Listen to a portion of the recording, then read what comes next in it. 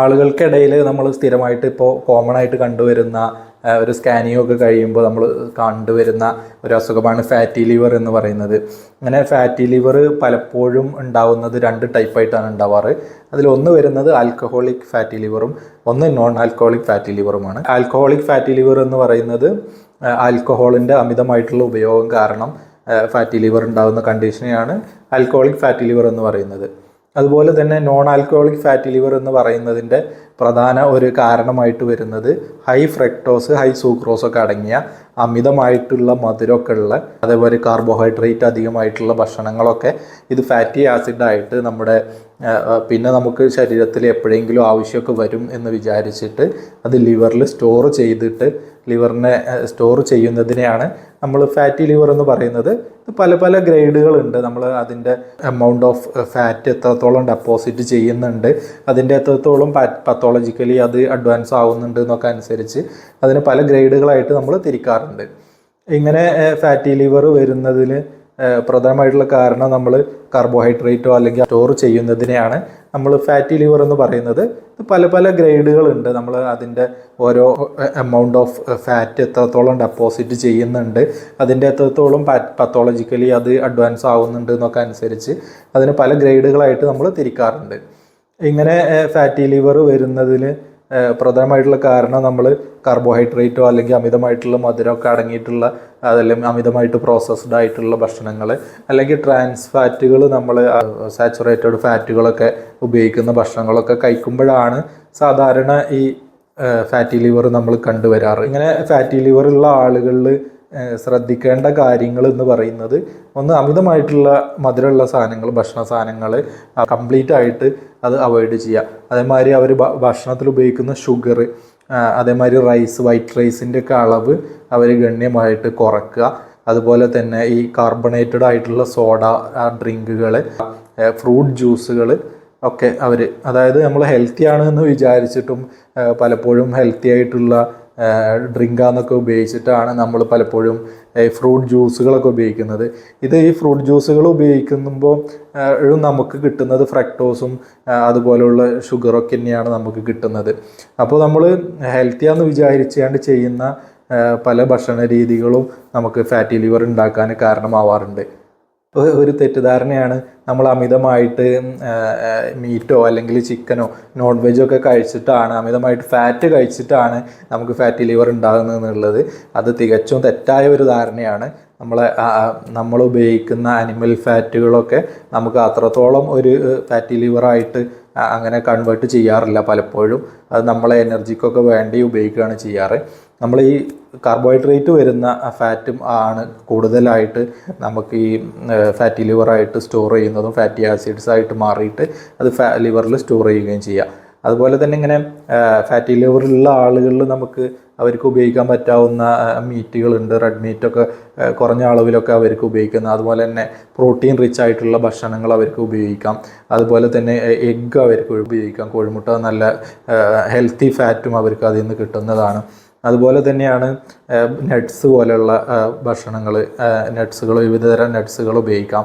അതുപോലെ തന്നെയാണ് whole fruit എന്ന് പറയുന്നത്. നമ്മൾ ജ്യൂസൊക്കെ അടിക്കാതെ അല്ല, ഫ്രൂട്ട് കഴിക്കുമ്പോൾ അത് മൊത്തത്തിൽ കഴിക്കുകയാണെങ്കിൽ അവർക്ക് അതിൻ്റെ മൊത്തമായിട്ടുള്ള ഫൈബറും കിട്ടുകയും ചെയ്യും. അവരുടെ ഫാറ്റ് മെറ്റബോളിസത്തിനെയും ഡൈജഷനെയും ഒക്കെ അത് ഹെൽപ്പ് ചെയ്യുകയും ചെയ്യും. ഫാറ്റി ലിവറുള്ള ആളുകൾക്ക് ഉപയോഗിക്കാൻ പറ്റുന്ന ഭക്ഷണത്തിൽ പെട്ടതാണ് നമ്മളെ ഫിഷ് എന്ന് പറയുന്നത്. അതായത് കുറച്ച് അധികം പ്രോട്ടീനൊക്കെ വരുന്ന ഫിഷ് അവർക്ക് ഉപയോഗിക്കാവുന്നതാണ്. അതുപോലെ തന്നെയായിട്ടുള്ള ഹെൽത്തി ഫാറ്റ് ധാരാളം അടങ്ങിയ അവകാഡോ, അതുപോലെയുള്ള ഒലീവ് ഓയിലൊക്കെ അവർക്ക് കുക്കിങ്ങിനോ ഒക്കെ ഉപയോഗിക്കാവുന്നതാണ്. വെളിച്ചെണ്ണ ഒരു പരിധി ചെറിയ അളവിലൊക്കെ അവർക്ക് ഉപയോഗിച്ച് വിചാരിച്ച് അവരുടെ ഫാറ്റി ലിവർ അധികമാവുകയൊന്നും ചെയ്യുന്ന ഒരു അവസ്ഥ ഇല്ല.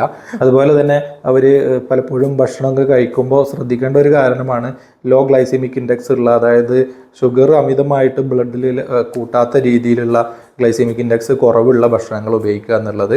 അതിൽ വരുന്നതാണ് ഈ പറഞ്ഞ അവകാഡോ, അതുപോലെ ഓട്സ് അതിൽ വരുന്ന ഒരു ഭക്ഷണമാണ്.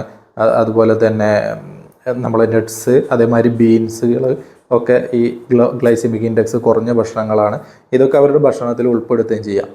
അതുപോലെ തന്നെ അവർക്ക് പലപ്പോഴും ഉപയോഗിക്കാൻ പറ്റാവുന്ന ഈ ഫാറ്റി ലിവർ ഉള്ള ആളുകളിൽ നമുക്കൊരു ഡീടോക്സിഫിക്കേഷൻ പോലെ, അതായത് ഫാറ്റ് മെറ്റബോളിസത്തിനെയും ഡൈജഷനെയൊക്കെ ഇൻക്രീസ് ചെയ്യാൻ പറ്റാവുന്ന ഒരു ടിപ്പ്, അല്ലെങ്കിൽ ഒരു നമുക്കിങ്ങനെ ഫാറ്റി ലിവറൊക്കെ കണ്ട് ഡയഗ്നോസ് ചെയ്ത് വരുന്ന ആളുകളിൽ അത് റിവേഴ്സ് ചെയ്യാൻ, അതായത് അവരെ ഫാറ്റൊക്കെ എടുത്തിട്ട് നമ്മൾ ശരീരത്തിൽ ആ ഫാറ്റ് ശരീരത്തിനെ കൊണ്ട് തന്നെ നമുക്ക് എനർജിക്ക് വേണ്ടി എടുപ്പിച്ചതിന് ശേഷം അത് ഉപയോഗിച്ച് കളയാനേ അത് പറ്റുള്ളൂ.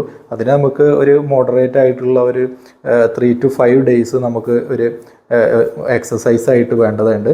ഒരു 3 ദിവസം കാർഡിയോ എക്സസൈസും അതുപോലെ 2 ദിവസം ഒരു വെയിറ്റ് ട്രെയിനിങ് എക്സസൈസൊക്കെ ഉള്ള രീതിയിൽ എക്സസൈസ് ചെയ്യുകയാണെങ്കിലും അവരുടെ ഈ എനർജി ബേൺ ചെയ്യുന്നത് വഴി അവരുടെ ഫാറ്റി ലിവറൊക്കെ ഈ ഫാറ്റൊക്കെ മെറ്റബോളിസത്തിന് വേണ്ടി എടുക്കുകയും അങ്ങനെ ഫാറ്റി ലിവർ കുറയാനും അത് സഹായിക്കും. അതുപോലെ തന്നെ ഈ ഫാറ്റി ലിവർ ഡീടോക്സ് ചെയ്യാൻ വേണ്ടിയിട്ടുള്ള ഒരു ഡ്രിങ്കാണ്, ഒരു സ്പെഷ്യൽ ഡ്രിങ്കാണ് ആപ്പിൾ സിഡർ വിനെഗർ എന്ന് പറയുന്നത്. ആപ്പിൾ സിഡർ വിനെഗറിൽ അമിതമായിട്ട് അധികമായിട്ടുള്ള നല്ല അസറ്റിക് ആസിഡൊക്കെ ഉള്ളത് കൊണ്ട് അത് ഈ ഫാറ്റ് മെറ്റബോളിസത്തിനെയൊക്കെ നന്നായിട്ട് ഇൻക്രീസ് ചെയ്യും. പിന്നെ ജനറലായിട്ടുള്ള മെറ്റബോളിസത്തിനെ ബൂസ്റ്റ് ചെയ്യുകയും ചെയ്യും. ഈ ഫാറ്റിനെയൊക്കെ എടുത്തിട്ട് നമുക്ക് ഉപയോഗിക്കാൻ പറ്റാവുന്ന രീതിയിലുള്ള എനർജി ആക്കി മാറ്റാനൊക്കെ ഈ അസറ്റിക് ആസിഡൊക്കെ അത് സഹായിക്കും. അതുപോലെ തന്നെ ബൈലിൻ്റെ പ്രൊഡക്ഷൻ നന്നായിട്ട് ഉണ്ടാകാൻ വേണ്ടിയിട്ട് ഈ അസറ്റിക് ആസിഡ് സഹായിക്കും. അതുപോലെ തന്നെയാണ് നമ്മൾ ഈ ആപ്പിൾ സിഡർ വിനെഗറിൻ്റെ കൂടെ തന്നെ നമുക്ക് വൈറ്റമിൻ സിയും അതേമാതിരി ഗ്ലൂട്ടാത്തയോണൊക്കെ നന്നായിട്ടുള്ള നമ്മുടെ ഒരു ഡീടോക്സിഫൈയും അല്ലെങ്കിൽ ഒരു ആൻറ്റി ഓക്സിഡൻ്റൊക്കെ അമിതമായിട്ടുള്ള നമ്മുടെ ചെറുനാരങ്ങ അല്ലെങ്കിൽ ലെമൺ എന്ന് പറയുന്നത്, ഈ ലെമൺ ജ്യൂസും നമുക്ക് അതിന് കറക്റ്റായിട്ട് ഉപയോഗിക്കുകയാണെങ്കിൽ ഈ ലെമൺ ജ്യൂസും അതുപോലെ തന്നെ ആപ്പിൾ സിഡർ വിനെഗറും, അതായത് 1 സ്പൂണ് ലെമൺ ജ്യൂസും 2 സ്പൂൺ ആപ്പിൾ സിഡർ വിനെഗറും 1 ഗ്ലാസ് 200 ml വെള്ളത്തിൽ നമുക്കത് മിക്സ് ചെയ്തിട്ട് അത് ഭക്ഷണത്തിന് ശേഷമോ അല്ലെങ്കിൽ ഭക്ഷണത്തിൻ്റെ മുന്നൊക്കെ അത് ഉപയോഗിക്കുകയാണെന്നുണ്ടെങ്കിൽ നമുക്കൊരു 2 to 3 weeks കൊണ്ട് തന്നെ നമ്മുടെ ലിവറിൻ്റെ ഹെൽത്തും അതുമാതിരി ഫാറ്റി ലിവറൊക്കെ നമുക്ക് ഇമ്പ്രൂവ് ചെയ്യാൻ പറ്റും. അതുപോലെ തന്നെ അതിൻ്റെ കൂടെ ചെയ്തിരിക്കേണ്ടതാണ് ഈ എക്സസൈസ് എന്ന് പറയുന്നത്.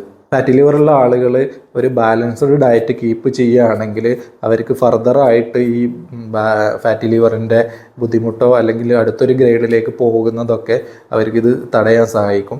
അപ്പോൾ കറക്റ്റായിട്ടുള്ള ഒരു മോഡറേറ്റ് രീതിയിലുള്ള പ്രോട്ടീന്, അതുപോലെ ഹെൽത്തി ഫാറ്റുകൾ, അതുപോലെ തന്നെ ലോ കാർബ് ഡയറ്റൊക്കെ ഫോളോ ചെയ്യുകയാണെന്നുണ്ടെങ്കിൽ അവർക്ക് നമ്മുടെ ഈ പറഞ്ഞ ഡ്രിങ്കും ഒക്കെ ഉപയോഗിക്കുകയാണെങ്കിൽ അവരുടെ ലിവർ മെറ്റബോളിസത്തിനെയും അതേമാതിരി ഈ ഫാറ്റി ലിവറിനെയും നമുക്ക് പെട്ടെന്ന് തന്നെ റിവേഴ്സ് ചെയ്തിട്ട് പഴയ രീതിയിലാക്കാനും ഫ്രഷായിട്ട് ഡീടോക്സ് ചെയ്തിട്ട് ഫ്രഷ് നല്ല ഹെൽത്തി ആയിട്ടുള്ള ലിവറും അതുപോലെ അവരുടെ മെറ്റബോളിസത്തിനെയൊക്കെ നമുക്ക് അവർ ബൂസ്റ്റ് ചെയ്യാനും ഒക്കെ അത് ഹെൽപ്പ് ചെയ്യും.